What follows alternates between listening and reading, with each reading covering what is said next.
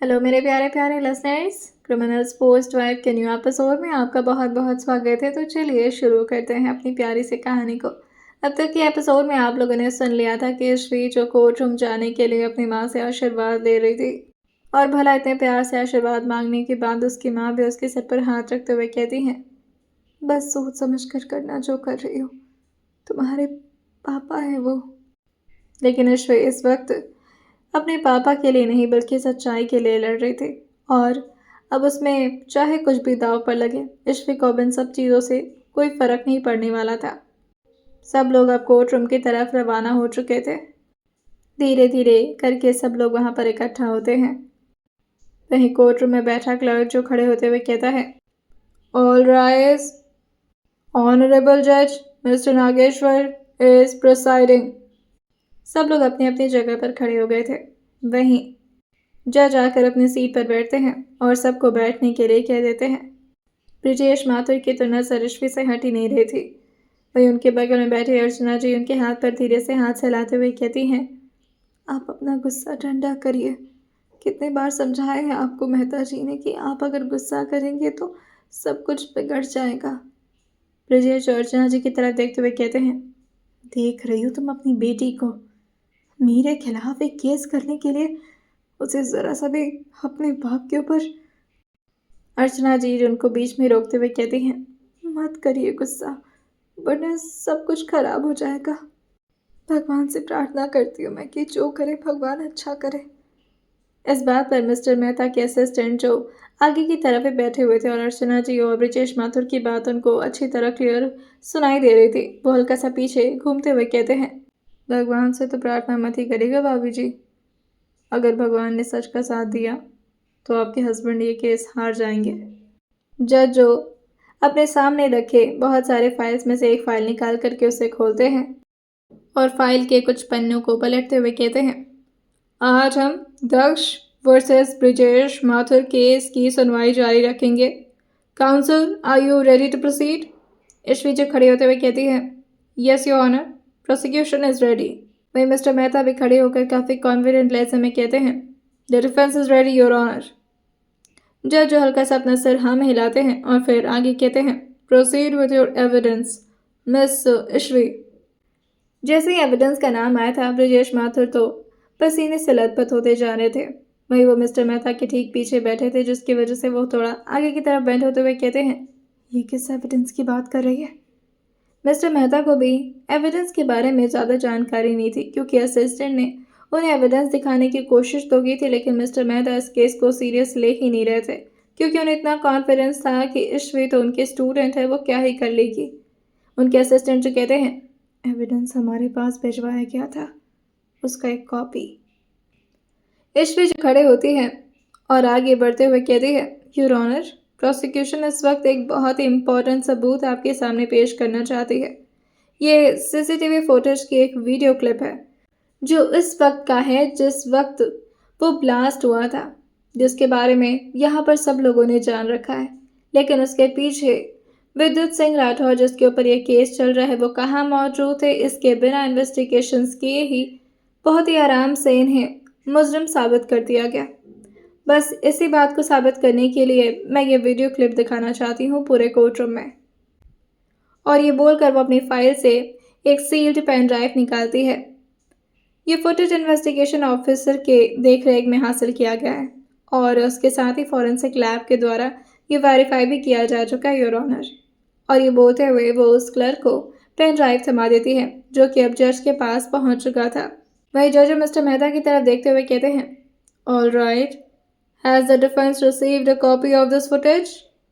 Mister Mehta जो थोड़े शांत हो गए थे और एक बार अपने असिस्टेंट की तरफ देखते और फिर फाइल की तरफ। पीछे से ब्रिजेश माथुर तो गुस्से से लाल पीले हो रहे थे। वही मिस्टर मेहता खड़े होते हुए कहते हैं, यस यस योर ऑनर।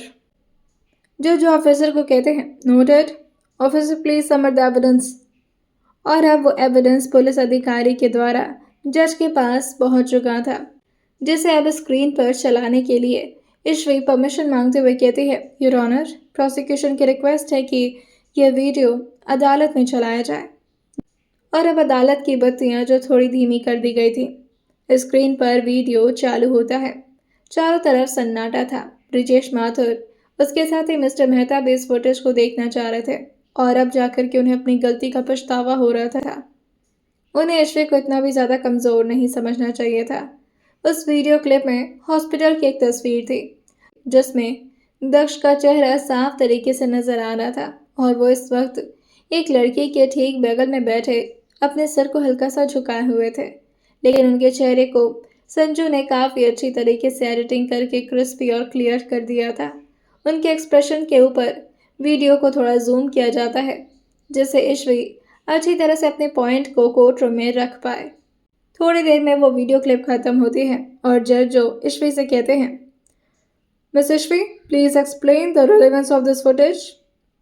ईश्वी अपना सिर हाँ मिलाती है और खड़े होते हुए कहती है, योर ऑनर, जैसा कि आप वीडियो में साफ तरीके से देख सकते हैं कि ये वक्त लगभग 11:30 बजे का है जिस वक्त इस क्लिप को रिकॉर्ड किया गया था सीसीटीवी फुटेज में। टाइमिंग और डेट नीचे दिखाई दे रहा होगा। इस वक्त विद्युत सिंह राठौर जो कि एक्यूज्ड हैं अदालत की नज़र में और उसके साथ ही पूरे समाज की नज़र में, वो इस वक्त अपनी बहन के ठीक सामने बैठे हुए हैं। जैसे ही दक्ष ने ये वीडियो देखी थी वो काफ़ी ज़्यादा अपने आप को कंट्रोल करने की कोशिश कर रहे थे, लेकिन उनकी मुट्ठी कसते देख करके अयान उनको संभालते हुए कहता है, भाई प्लीज़, ये ज़रूरी था। वहीं दक्ष अयान की तरफ देखते हुए कहते हैं, ये मज़ाक मैं बर्दाश्त नहीं करूँगा अयान, तुमने मेरी बहन। अयान जो धीरे से कहता है, भाई वो मेरी भी बहन है, पर इसका मतलब ये तो नहीं कि हम। वहीं उन लोग में अभी बात चली रही थी कि तभी जज जो कहते हैं, order order, please maintain silence. वहीं ईश्वी जो आगे एक्सप्लेन करते हुए कहती है, योर ऑनर, इसमें टाइमिंग और डेट आप साफ तरीके से देख सकते हैं जो कि वीडियो क्लिप में आपको भी नजर आ रहा होगा। विद्युत सिंह राठौर जो कि एक्यूज्ड है अदालत की नज़र में, जिस पर शूट एंड साइट का ऑर्डर भी आ चुका है, वो शख्स इस वक्त अपनी मृतक बहन के ठीक बगल में बैठ करके अपने आंसुओं को रोकने की कोशिश कर रहा है, और वो भी उस हादसे के वक्त जब ये सब कुछ हो रहा था। अगर वो ब्लास्ट इन्होंने करवाया होता तो वो उस जगह पर मौजूद क्यों होते? इस बात पर मिस्टर मेहता तुरंत ही खड़े होते हुए कहते हैं, ऑब्जेक्शन माय लॉर्ड, इस बारे में मैं कुछ कहना चाहूँगा। वही जज मिस्टर मेहता को रोकते हुए कहते हैं, ऑब्जेक्शन ओवर रूल्ड। ईश्वी, आप कंटिन्यू करिए। ईश्वी जो कहती है, थैंक यू योर ऑनर। तो मैं जानना चाहती हूँ मिस्टर मेहता से और उनके क्लाइंट से कि किस तरह से मेरे क्लाइंट पर उन्होंने ये ब्लेम डालने की कोशिश की कि इस ब्लास्ट में उनका भी हाथ शामिल है। क्या मिस्टर मेहता या फिर उनके क्लाइंट हमें एक्सप्लेन करेंगे? एक्चुअली योर ऑनर, आपकी परमिशन से मैं ब्रिजेश माथुर को विटनेस बॉक्स में बुलाना चाहूँगी। ब्रिजेश जो अपने हाथ बांधे ईश्वी के सामने खड़े थे।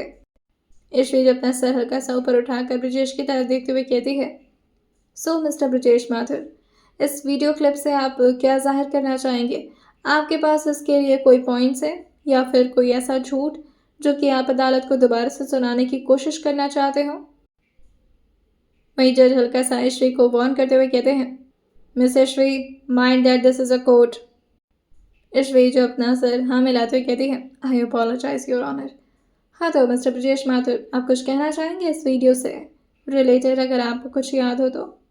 अच्छा, आप मुझे इतना ही बता दीजिए कि क्या आपके इन्वेस्टिगेशन ऑफिसर ने इस बात को ज़रा सा भी ध्यान में रखा था कि जिस वक्त ये सारा कांड हो रहा था उस वक्त विद्युत सिंह राठौर कहाँ थे? मिस्टर मेहता जो इस बात पर फिर से ऑब्जेक्शन करते हुए कहते हैं, योर ऑनर, मैं कुछ एक्सप्लेन करना चाहता हूँ। इस बार जज ने भी उनकी बात मान ली थी।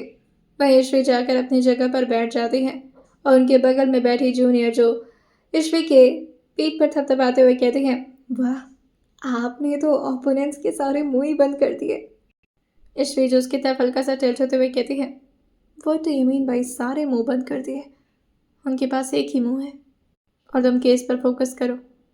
मिस्टर मेहता जो कहते हैं, कितने आराम से इन्होंने इस सीसीटीवी फुटेज और एक मेलोड्रामा, इमोशनल ड्रामा को दिखा करके अदालत के सामने ये साबित करने की कोशिश की है कि इनका क्लाइंट बेकसूर है।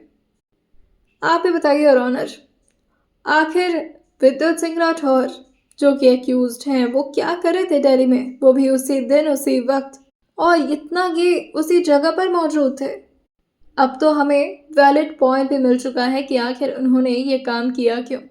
मैं बताता हूँ, इनका नाम निधि है, जो कि अफसोस के साथ कहना पड़ रहा है उस वक्त, so sorry for saying this, कि उस वक्त तक निधि जो कि अपनी जान दे बैठी थी। योर ऑनर, मैं ये भी बता दूं कि इनकी मौत का रीज़न कोई और नहीं बल्कि ये खुद थी, और ये इनडायरेक्टली कनेक्शन जाता है इनके क्लाइंट की तरफ, यानी विद्युत की तरफ। ऐसे ही इनके सस्पेंशन का ऑर्डर आया और चारों तरफ ये बात आग की तरफ फैलना शुरू हो गई कि विद्युत टेररिज्म में अपना हाथ डाल चुके हैं। इनकी बहन शर्म से अपनी जान दे दी। अब इनके दिल और दिमाग में इस बात का गुस्सा था कि सिस्टम ने आखिर इनको एक्सपोज किया तो किया क्यों, और बड़ी आसानी से इन्होंने ब्लास्ट प्लान करके टेररिज्म का साथ दे करके दिल्ली में इतना बड़ा ब्लास्ट कराने की ज़रूरत की। योर ऑनर, मैं चाहूँगा कि इस मुजरिम को सख्त से सख्त सज़ा मिले। अपनी गलती छुपाने के लिए न जाने कितने मासूमों की जान ली है इसने। मेरा दरख्वास्त है कि ऐसे इंसान को तो आपको जुडिशियल कस्टडी में रखना चाहिए। तभी मिसेस श्रीजो खड़े होते हुए कहती है, objection your honour.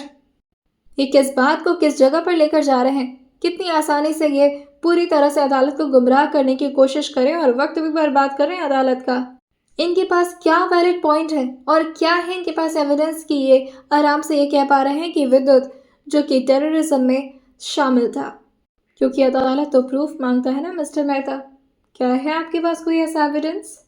Mister Mehta Jayashree की तरफ घूमते हुए कहते हैं, योर ऑनर, एविडेंस मेरे पास नहीं बल्कि मिसेस श्री के पास खुद है। विद्युत उस वक्त उसी जगह पर मौजूद है। क्या इतना काफ़ी नहीं है ये बात बताने के लिए कि उस ब्लास्ट में उनका हाथ शामिल था? मेहता को शांत कराते हुए कहते हैं, ओके ईश्वी, नाउ योर टर्न। आप क्या कहना चाहेंगे इस पॉइंट पर? ईश्वी जो आगे बढ़ते हुए ब्रिजेश जी के ठीक सामने पहुंचती है और अपना हाथ अदालत के विटनेस बॉक्स पर कसते हुए कहती है, 1 मिनट के लिए मैं आपके वकील की बात मान लेती हूँ ब्रिजेश जी।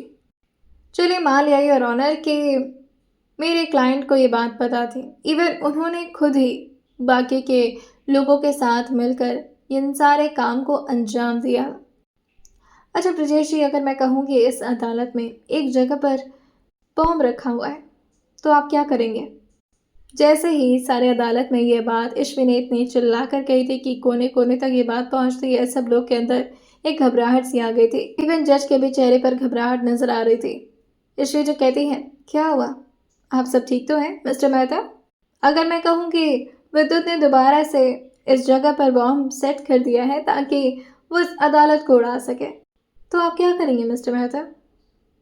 वही मिस्टर मेहता जो अपने सिर को हल्का सा अपने हाथों से रब करते हुए कहते हैं, ये क्या मजाक है मिस ईश्वी? ईश्वी जो कहती है, देखा योर ऑनर, आप देख सकते हैं सबके फेस का एक्सप्रेशन और इवन ब्रिजेश जी का भी। ऑनर, अगर आपको ही पता हो कि इस अदालत में बॉम्ब सेट है तो क्या आप इस जगह पर बैठ पाएंगे, वो भी इतने आराम से? ब्रिजेश जी जो इस बात का जवाब देते हुए कहते हैं, नहीं, कोई भी ऐसा नहीं कर सकता। अगर पता होगा तो हर इंसान भागने की कोशिश करेगा। ईश्वी जो कहती है, that's the point your honour, the point should be noted. अभी अभी इन्होंने कहा कि अगर किसी को भी इस बारे में पता होगा कि पास में कहीं ऐसी चीज़ लगी हुई है तो ऑब्वियसली वो भागने की कोशिश करेगा, ना कि अपने मृतक बहन के ठीक बगल में बैठ करके अपना शोक मनाएगा। तो फिर विद्युत भागने की कोशिश क्यों नहीं की? पूरी तरह से आराम से वहां बैठे हुए थे, उनके चेहरे पर कोई भी शक्ल नहीं थी कि उन्हें तो इस बारे में कोई अंदाज़ा ही नहीं था कि जहां पर वो मौजूद हैं उसके आसपास बहुत ही ज़्यादा खतरा है। हॉस्पिटल के कई पोल्स टूट गए थे। उस जगह पर पूरी तरह से सनसनी छाई हुई थी। वहां भगदड़ मच गई थी, लोग इधर उधर भाग रहे थे। और जब ये शेक होता है उसके बाद विद्युत भी बहुत घबरा गए थे। ये आप उनके चेहरे पर भी देख सकते हैं और उनके रिएक्शन से भी। उनकी बॉडी लैंग्वेज बता रही है कि उन्हें इस बारे में कोई अंदाज़ा नहीं था। That's it your honour. मैं इस फुटेज और इस क्लिप से सिर्फ यही प्रूव करना चाह रही थी। और ये बोलकर वो अपनी जगह पर जाकर बैठ जाती है। मिस्टर मेहता जब ब्रिजेश के पास आते हुए कहते हैं, आप जा सकते हैं। और वो जज की तरफ देखते हुए कहते हैं, योर ऑनर, मैं आपके सामने उस डॉक्टर को पेश करना चाहता हूँ जो निधि की ट्रीटमेंट में लगा हुआ था। अगर आपकी इजाज़त हो तो मैं उसे विटनेस बॉक्स में बुलाना चाहता हूँ। मिस्टर श्री को इस बारे में अंदाज़ा तो था कि वो क्या करने वाले हैं, लेकिन ईश्वी ने शायद इसके आगे का भी प्रिपरेशन अच्छे से कर रखा था, जिस वजह से उसे इस बात से ज़्यादा फर्क नहीं पड़ता। परमिशन मिलने के बाद लगभग 40 साल का एक आदमी जो अब विटनेस बॉक्स में आकर खड़ा हो चुका था, मिस्टर मेहता जो उससे पूछते हैं, क्या आप निधि को जानते हैं? वो आदमी जो अपना सरनाम मिलाते हुए कहता है, जी नहीं, मैं पर्सनली उसे नहीं जानता, लेकिन हाँ, बहुत लोगों के मुंह से सुना है कि वो काफ़ी होनहार स्टूडेंट थे। इस बात पर मिस्टर मेहता जो सीन क्रिएट करते हुए कहते हैं, point should be noted my Lord. बहुत ही होनहार स्टूडेंट थे। इसका मतलब ये है कि वो पढ़ने में काफ़ी अच्छी थी, और इसका मतलब ये भी है कि वो काफ़ी स्मार्ट और इंटेलिजेंट थी, और ऐसी लड़की जो इतनी इंटेलिजेंट हो, स्मार्ट हो, वो इस तरह का काम क्यों कर सकती है? डॉक्टर, क्या आप कुछ बताना चाहेंगे? वही वो डॉक्टर जो कहते हैं, जी, मेरे हिसाब से अगर देखा जाए तो उसने ये काफ़ी स्ट्रेस में किया था। वो काफ़ी ज़्यादा परेशान थी। दूसरी तरफ ठीक सामने खड़े दक्ष जो इस वक्त गुस्से से अपने आप को जैसे तैसे कंट्रोल तो कर रहे थे, लेकिन अब कब उनका गुस्सा बाहर निकलने वाला था इसका अंदाज़ा उन्हें खुद नहीं था। ईश्वरी जो लगातार दक्ष की तरफ ही देख रही थी, और वो अपने हाथ में बॉटल लेते हुए उसे जानबूझ करके दबाते हुए आवाज़ को दक्ष तक पहुंचाने की कोशिश कर रही थी। वो बस इतना चाह रही थी कि दक्ष एक बार बस उसकी तरफ देख ले। वो डॉक्टर जो आगे कहता है, ये वैसे तो काफ़ी टाइम से नहीं, लेकिन मुझे जहाँ तक याद है 20 या 21 से ये शुरू हुआ था। मिस्टर मेहता जो आगे पूछते हैं, क्या आप बता सकते हैं कि ऐसा क्या चीज़ था जो उनकी लाइफ में अचानक से इतना स्ट्रेस क्रिएट कर रहा था? कोई भी अगर आपको अंदाज़ा हो तो। वो डॉक्टर अपना सरनामा मिलाते हुए कहते हैं, जी नहीं, मैंने कहा कि मैं निधि को पर्सनली नहीं जानता। वो किस वजह से स्ट्रेस थी इस बारे में तो मैं नहीं बता सकता, लेकिन वो काफ़ी ज़्यादा परेशान रह रही थी। 21 को वो हॉस्पिटल आई थी विज़िट करने, और उन्होंने मुझसे भी इस बारे में ज़िक्र किया था कि वो काफ़ी परेशान है और प्रोजेक्ट को लेकर वो काम नहीं कर पा रही है। तो मैं उसके बारे में ये नहीं बता सकता कि वो स्ट्रेस क्यों थी। मिस्टर मेहता जो उन्हें जाने के लिए कहते हैं, और दूसरा विटनेस बुलाते हुए कहते हैं, ये निधि के अपने क्लासमेट हैं, मिस्टर नवीन। क्या आप बता सकते हैं कि निधि को अचानक से क्या हो गया था कि वो अचानक में इतना ज़्यादा स्ट्रेस में थी? क्या उसको पढ़ाई को लेकर कोई प्रॉब्लम थी? वहीं वो क्लासमेट जो कहता है, नहीं, वो तो बहुत खुश थी। इवन 3 मार्च को उसकी शादी होने वाली थी, और वो शादी भी लव मैरिज थी, तो कोई भी प्रॉब्लम नहीं थी। जहाँ तक मुझे लगता है कि डॉक्टर ने अभी भी कहा 20 या 21 को उसकी कंडीशन थोड़ा ख़राब ज़्यादा होना शुरू हो गई थी, और एक्चुअली ये 19 की रात को ही हो गया था, क्योंकि निधि की जो बेस्ट फ्रेंड थी वो मेरी गर्लफ्रेंड है। अभी तो उसकी शादी हो गई है, लेकिन उसने मुझे ये बताया था कि निधि के साथ जो भी कुछ हुआ वो उसने मुझे बताया था। मिस्टर मेहता जो कहते हैं, प्लीज़ अदालत को साफ साफ तरीके से बताइए कि आखिर 19 की रात में क्या हुआ था। वो लड़का पहले तो एक बार दक्ष की तरफ देखता और फिर अपना सिर नीचे करते हुए कहता है, वो न्यूज़ में अपने भाई को देखा था उसने। टीवी चल रहा था और कैंटीन में सब लोग खाना खा रहे थे, और अचानक ही वो उठकर चली गई जब उसको पता चला कि उसके अपने भाई को सस्पेंड कर दिया गया है। और अभी वो आगे कुछ बोलता, लेकिन तभी मिस्टर मेहता उसको रोकते हुए कहते हैं, दैट्स इट योर ऑनर। यही बताना चाह रहा हूँ मैं कि उनकी बहन यानी कि विद्युत की बहन को आखिर अचानक से स्ट्रेस क्यों हुआ, इसका रीज़न भी ये खुद थे, और ये सब कुछ बर्दाश्त ना करने की वजह से सिस्टम के ऊपर इतना बड़ा लांछन लगाते हुए इन्होंने इस काम को अंजाम दिया, क्योंकि इनकी दुश्मनी थी सिस्टम से, पूरे देश से। और अब जब फाइनली ब्रजेश माथुर जैसे होनहार कर्नल और बाकी के ऑफिसर्स ने मिल करके इस आदमी को एक्सपोज किया, तो इसका गुस्सा सर से ऊपर बढ़ गया, और अपने गुस्से के सनक में आकर इसने इतना घटिया काम कर दिया। जज अब ईश्वरी को मौका दे दिए थे, और ईश्वरी खड़े होते हुए जज से गुजारिश करते हुए कहती है, योर ऑनर, मैं दोबारा से उसी डॉक्टर को यहाँ पर बुलाना चाहूँगी जिसे अभी मिस्टर मेहता ने विटनेस बॉक्स में बुलाया था। मिस्टर मेहता के साथ पूरी अदालत जानना चाह रही थी कि आखिर ईश्वरी दोबारा से डॉक्टर को विटनेस बॉक्स में क्यों बुला रही है। ईश्वरी जब उस डॉक्टर के सामने आकर खड़े होते हुए कहती है, वैसे आपने बात तो सही कही कि मेरी स्ट्रेस्ड थी, लेकिन क्यों थी इसके बारे में आपको कोई अंदाज़ा नहीं है। आई अंडरस्टैंड, ऑब्वियसली आप डॉक्टर थे, उसके कोई पर्सनल रिलेटिव नहीं थे और ना तो उसके क्लासमेट थे। मैं जानना चाहूँगी कि जिस रात निधि को एडमिट किया गया, उनकी बॉडी में कोई ऐसे स्कार्स या कोई ऐसे निशान थे जो कि आपको अजीब लगे। अभी डॉक्टर कुछ बोलते उससे पहले श्री जो कहती है, एंड या माइंडेड कि हमारे पास चीज़ों की अच्छी खासी रिपोर्ट्स हैं, तो अगर आप यहाँ पर झूठ बोलने की कोशिश करेंगे तो यहाँ पर आपकी दाल नहीं गलने वाली डॉक्टर साहब। डॉक्टर जो अपना सिर नीचे करते हुए कहते हैं, जी वो ऐसा था कि ईश्वरी जो कहती है, नहीं नहीं आप क्लियर बताइए, कोई दिक्कत नहीं, आराम से बताइए।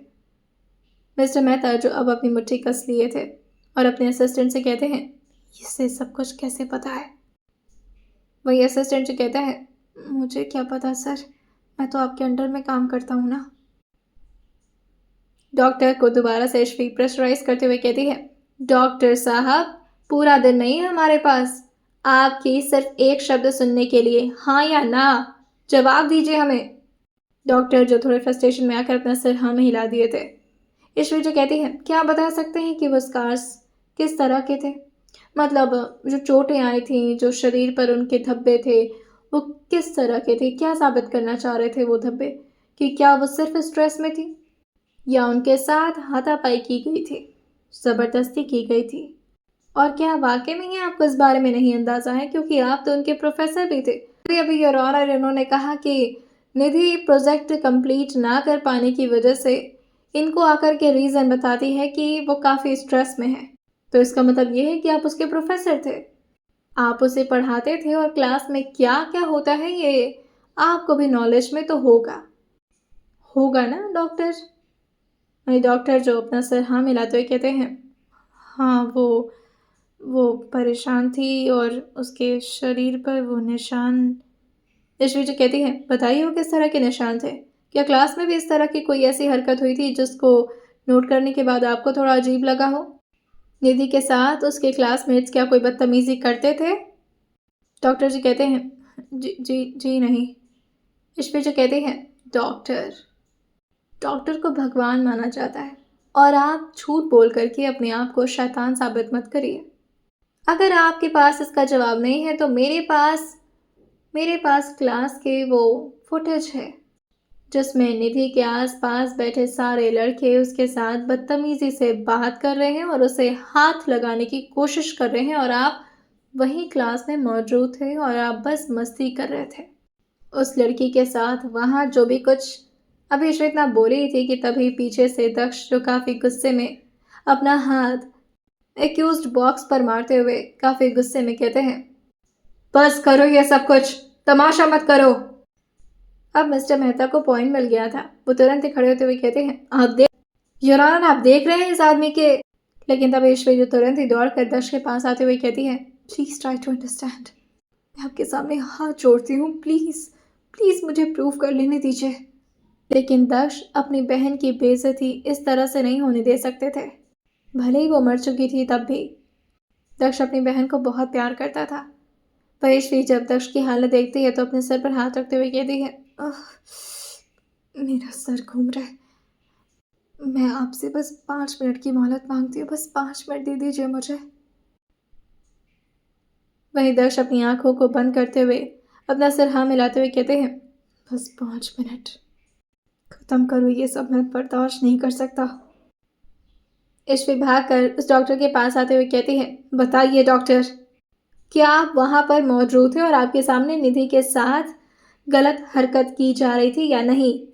वो डॉक्टर ने बस अपने सर को हाँ मिलाकर हाँ बोल दिया था, बस ईश्वरी को इतना ही प्रूव करना था और ईश्वरी उस डॉक्टर को जाने के लिए कह दी थी। ईश्वरी जो आगे जज को देखते हुए कहती है, योर ऑनर, ठीक से इन्वेस्टिगेशन ना होने की वजह से या फिर सिस्टम की लापरवाही या फिर हो सकता है सिस्टम की करप्शन किसी एक घर की पूरी जिंदगी किस तरह से बर्बाद कर सकते हैं, ये हालात आपके सामने आपको दिख रहे होंगे। एक आदमी की पूरी जिंदगी, उसके पूरे परिवार को इतनी बुरी तरह से तहस नहस कर दिया गया। बेसिस पर आखिर मिस्टर ब्रिजेश माथुर ने मेरे क्लाइंट को दोषी ठहरा दिया था। मैं जानना चाहती हूँ आखिर क्या इन्वेस्टिगेशन किया था इनके ऑफिसर्स और इनके सिस्टम वालों ने। मैं आपको बता दूं, 23 ऑफ फैब को दक्ष विद्युत यानी कि मेरे क्लाइंट जो कि दिल्ली के लिए रवाना हुए थे और दिल्ली में पहुंचने के बाद वो अपनी बहन को लेने के लिए जाते हैं। 3 मार्च को उनकी बड़ी खुशी खुशी शादी होने वाली थी। 23 फैब को उनका लास्ट सेशन था, जिसे कंप्लीट करने के बाद वो घर वापस आने वाली थी। लेकिन मेरे क्लाइंट को वो अपने कमरे में नहीं मिले क्योंकि वो तो हॉस्पिटल में एडमिट थी और किसी ने भी ये बात मेरे क्लाइंट को बताना भी ज़रूरी नहीं समझा क्योंकि पूरी दुनिया तो आराम से मान बैठी थी ना, सिर्फ कुछ मीडिया के कहने की वजह से कि ये आदमी तो टेररिस्ट है, उनका परिवार तो आतंकवादियों के साथ शामिल है। मीडिया के कहने पर इस तरह का बर्ताव किया गया उस लड़की के साथ कि उसे अपनी जान लेनी पड़ी। सिर्फ एक छोटी सी लापरवाही से पूरा परिवार बिखर गया योर ऑनर, और उसके सबूत भी मेरे पास हैं। कुछ ऐसे कॉलेज की तस्वीरें जिसमें निधि के साथ हो रही बदतमीजी आपको साफ तरीके से नजर आएगी। मिस्टर मेहता जो खड़े होते हुए कहते हैं, ऑब्जेक्शन योर ऑनर। बात को घुमाना कोई मिसिशफी से सीखे। मैं इस पॉइंट पर कुछ कहना चाहता हूँ, अगर आपकी इजाज़त हो तो। जज जो उनको परमिशन दे देते हैं, वही मिस्टर मेहता जो अब तक के सामने आकर कहते हैं, मैं आपके मुंह से सुनना चाहता हूँ, निधि की ये हालत का जिम्मेदार आखिर कौन था? उसने अपनी जान ली तो किसकी वजह से? ईश्वी को अच्छी तरह से समझ में आ रहा था कि मिस्टर मेहता सिर्फ दक्ष को उकसाने की कोशिश कर रहे हैं। मिस्टर मेहता जो आगे पूछते हैं, उनके शरीर पर जो भी धब्बे पड़े थे, हाँ वो अगर उनके क्लासमेट के भी थे या फिर उनके साथ हो रही बदतमीजी जिसके जिम्मेदार उनके अपने क्लासमेट, उनका पूरा कॉलेज का टीम था, लेकिन उसका जिम्मेदार आखिर में कौन था? क्या वो आप नहीं थे मिस्टर विद्युत सिंह राठौर? अपनी बहन के साथ हुए जुल्म का बदला आप पूरे सिस्टम और पूरे देश के साथ लेना चाहते थे। इसी वजह से आपने दिल्ली में ब्लास्ट का इंतजाम किया, वो भी बड़े शातिर तरीके से। वैसे इरादे तो आपके पहले से ही ठीक नहीं थे, इसी वजह से तो आप कर्नल के कॉलर पर हाथ रख करके उनसे ये कहते हैं कि अगर उन्होंने आपको एक्सपोज करने की कोशिश की तो आप कुछ भी कर सकते हैं। और योर ऑनर, इन्होंने कुछ भी करके दिखाया भी। जिस दिन ब्रजेश माथुर की बेटी ईश्वी माथुर की शादी होने वाली थी, उसी रात विद्युत और उनका टीम आता है और ईश्वी माथुर को अपने साथ किडनैप करके ले जाता है। और न जाने क्या इन्होंने ईश्वी के साथ भी, लेकिन तब ईश्वी जो अपने सिर पर हाथ रखती है और वो तुरंत ही ज़मीन पर गिर चुकी थी, जिसे तुरंत ही तान्या, ईश्वी के असिस्टेंट अर्चना जी, ब्रजेश माथुर सब आकर के भीड़ लगा लिए थे। वहीं दक्ष भी तुरंत ही एक्यूज बॉक्स से निकल करके ईश्वी के पास आ जाता और अपने घुटनों पर बैठकर उसके चेहरे को धीरे धीरे अपने हाथों से थपथपाना शुरू करता है। जज ऑर्डर करते हुए सबको शांत तो कर रहे थे, लेकिन सब लोग घेरे बनाकर खड़े हो गए थे, जिसकी वजह से जज ऑर्डर देते हुए कहते हैं, इस केस की सुनवाई हम कल रखेंगे। ईश्वी को तुरंत ही हॉस्पिटल एडमिट किया जाए। The court is adjourned. और ये बोलकर वो अपनी जगह से उठ गए थे। ब्रजेश जैसे ही जज को जाता देखते हैं, वो तुरंत ही दक्ष को धक्का देते हुए कहते हैं, दूर रहो मेरी बेटी से। तुम्हारे हाथ अगर उसके शरीर पर पड़ेंगे तो मेरी बेटी इम्प्योर हो जाएगी। हटो।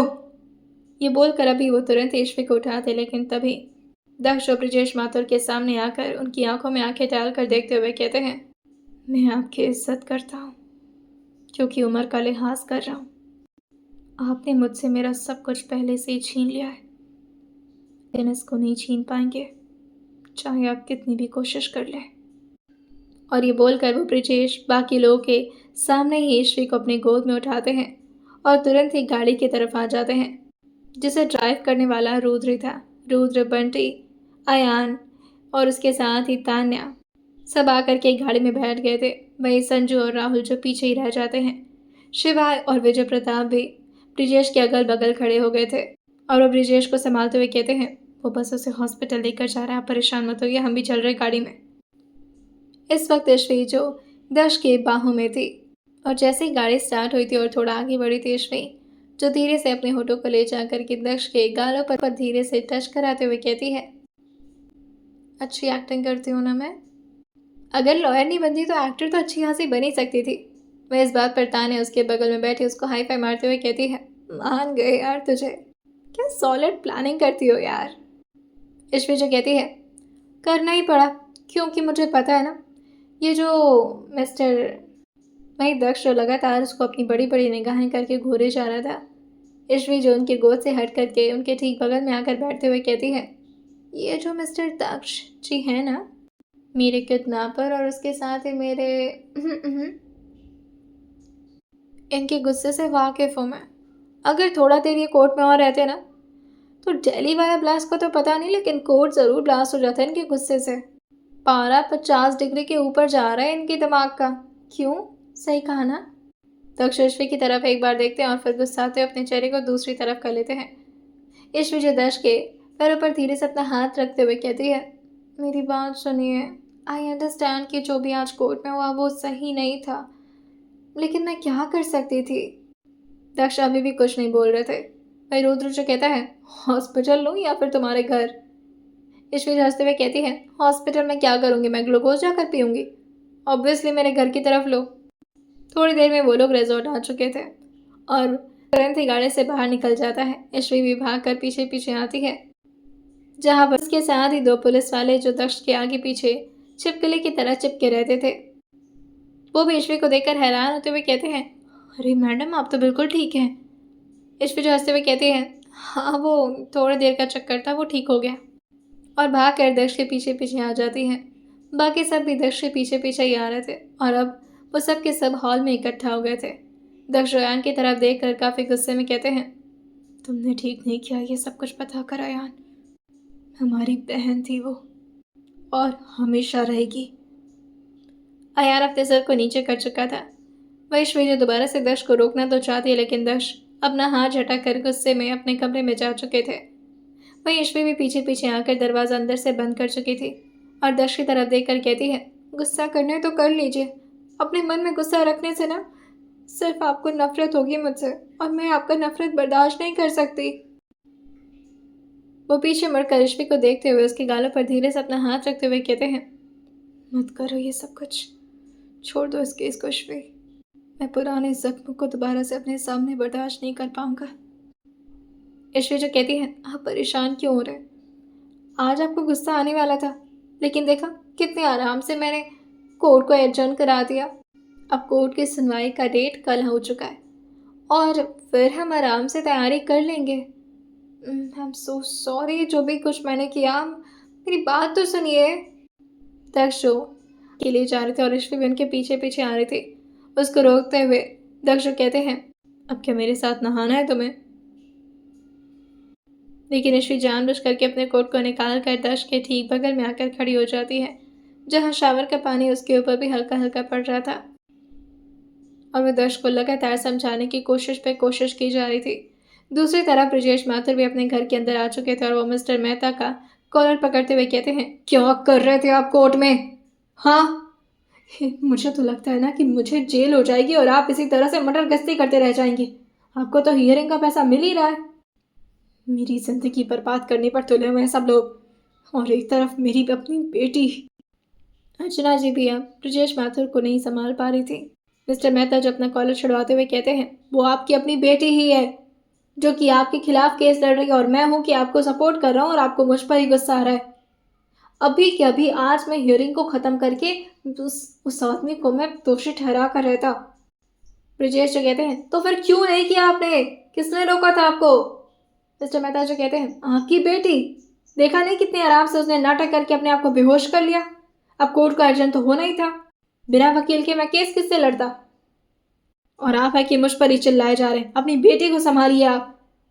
उसे हो क्या गया? जिस आदमी ने आपकी बेटी को अगवा किया उसी के लिए केस लड़ रही है। ब्रजेश जो कहते हैं, पागल हो गई है वो, उसको समझ नहीं आ रहा है कि वो आदमी कितना खतरनाक साबित हो सकता है सबके लिए। मिस्टर मेहता का असिस्टेंट जो कहता है, नहीं नहीं, सबके लिए नहीं, उसके लिए जो गलत है वो आदमी उसके लिए खतरनाक साबित होगा। वरना मेरा और मिस्टर मेहता का तो इस केस से सिर्फ इतना ही लेना देना है कि हम आपके लिए लड़ रहे हैं। आपको खतरा है उस आदमी से। ब्रिजेश जो मिस्टर मेहता की तरफ एक बार घूरते हैं और फिर उस असिस्टेंट की तरफ और फिर मिस्टर मेहता से कहते हैं, मेरी नजरों से दूर हो जाइए वरना मैं कहीं अपने हाथों से मार ना दूं आप दोनों को। वहीं दूसरी श्री जो इतने टाइम से बस लगातार चपड़ चपड़ किए जा रही थी मगर दर्श को तो उसकी बातें जैसे सुनाई ना दे रही हों, जिसकी वजह से वो भी गुस्सा करते हुए बाथरूम से बाहर निकल आती है।